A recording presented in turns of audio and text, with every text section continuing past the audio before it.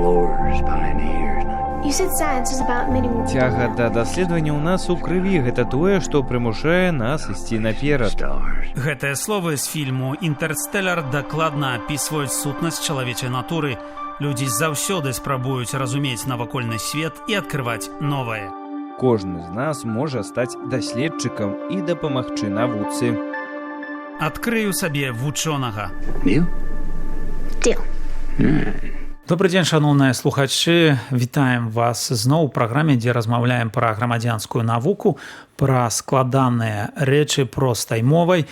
У мінулых выпусках мы размаўлялі пра міжнародныя дамовы і кліматычныя правілы Еўрапейскага Саюза. А сёння ідзем яшчэ бліжэй да чалавека на ўзровень канкрэтных дзяржаваў і хочам паразмаўляць пра ключавое слова кліматычнай палітыкі ЕС мітыгацыю. Што гэта такое, якія юрыдычныя інструменты выкарыстоўваюць асобныя краіны, дзе тут месца для такіх дзяржаў, як Беларусь. Вось пра гэта сённяшні выпуск і разабрацца ва ўсім гэтым нам дапаможа эксперт Уладзімір Зуяў, кіраўнік фонду «Неруш Натура». Добрый дзень, Уладзімір. Добрый дзень. Слова мітыгацыя часта гучыць у дакументах, звязаных з кліматычным правам, але рэдка тлумачыцца, што яно азначае. Калі проста, то мітыгацыя – гэта ўсё то, што зніжае прычыну змены клімату і змякчае наступствы гэтых зменаў.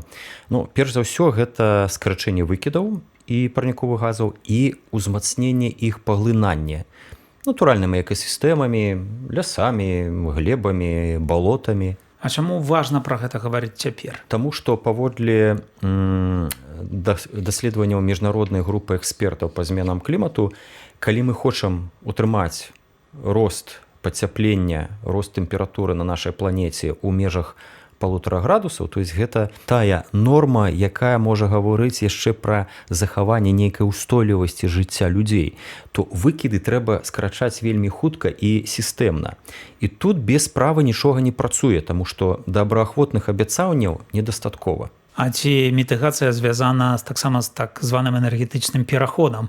Так, і дэкарбанізацыя – гэта аснова вось гэтага перахода. То есть, чым менш мы выкарыстоўваем і спальваем паліва, выкапнёвага паліва, больш выкарыстоўваем аднаўляльных крыніц энергіі, то большая эфектыўнасць. І гэта замацоўваецца праз прававыя нормы мітыгацыі. А калі казаць пра прававыя нормы, якія падыходы да мітыгацыі, я так разумею, да кампенсацыі выкарыстоўваюць асобныя дзяржавы? Ёсць дзве базавыя мадэлі. Першая мадэль, яна адміністрацыйная, то есть дзяржава устаноўлівае нормы, забароны, тэхнічныя стандарты.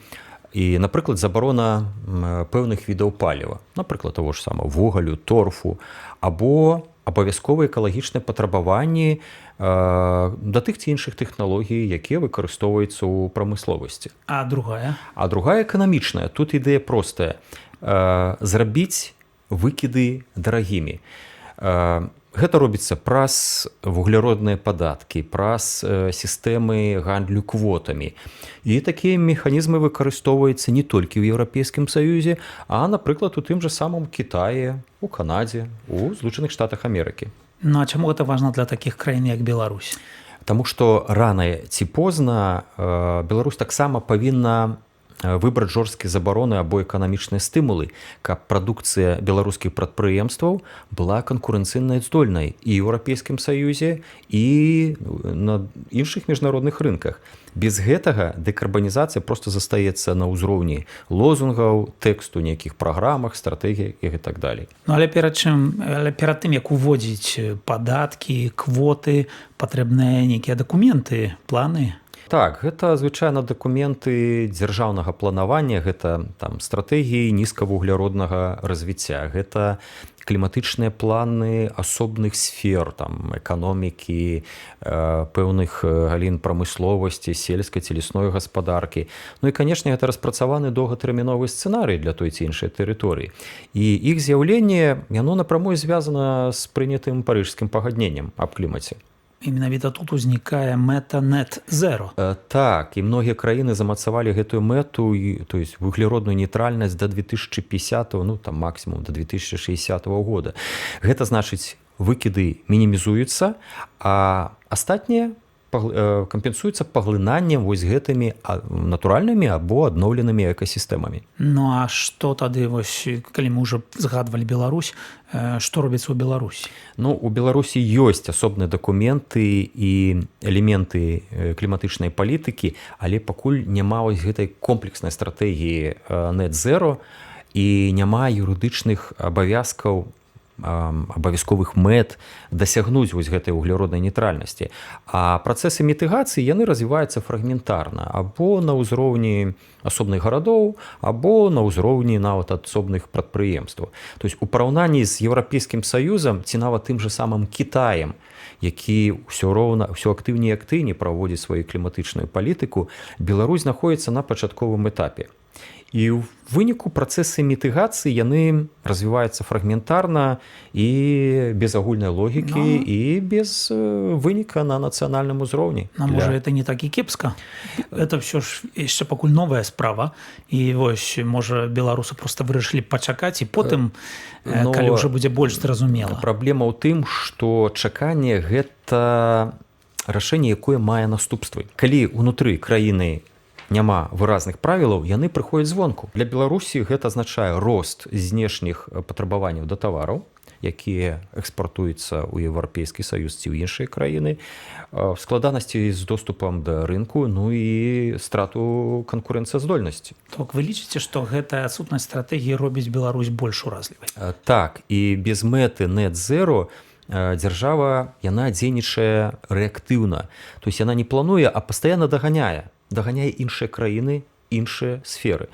І рашэнні тады будуць прымацца спешна, калі ціск ужо вось гэтай канкурэнцыйнасці будзе вельмі высокі, і гэта заўсёды даражэй, чым паступовы загадзя прадуманы пераход. Ну, а калі паглядзець на грошы інвестыцый, як гэта можа адбівацца? Гэта будзе адбывацца на грошах і на інвестыцыях вельмі проста, таму што інвестары і банкі, яны глядзяць, ці ёсць у краіне кліматычная стратэгія і зразумелыя доўгатэрміновыя правілы.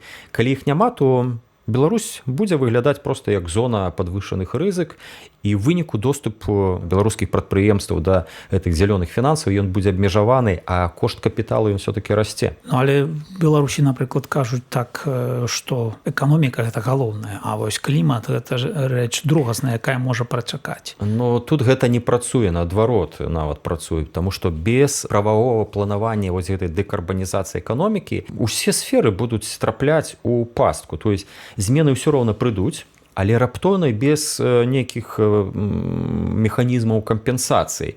І гэта рызыка як для работнікаў, так і для гарадоў, для рэгіёнаў і цэлых сектараў. То бок праблема не ў самой мэце вось гэтага вуглероднай нейтральнасці, а адсутнасці стратэгіі і падрыхтаваных дакументаў.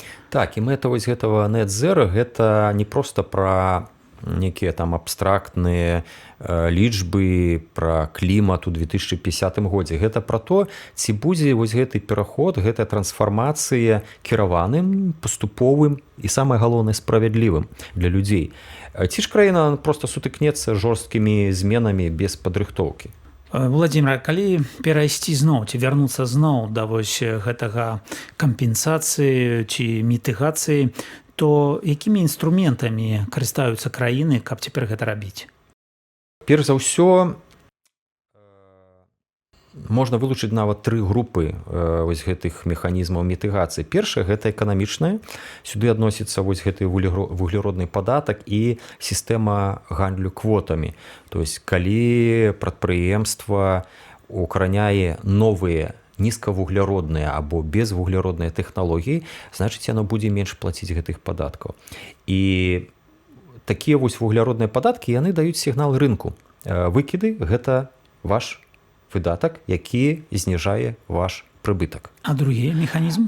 Другі механізм – гэта рэгуляторныя. Да іх адносяцца тэхнічныя рэгламенты, стандарты энергаэфектыўнасці, абмежаванні для тэхналогій, якія выкарыстоўваюцца, напрыклад, на транспарце і прамысловасці. Напрыклад, абмежаванні по выкарыстанню рухавікоў унутранага згарання і рэкамендацыі выкарыстання электрычных рухавікоў або нават вадародных. Ну, а ці ёсць тут нейкія стымулы?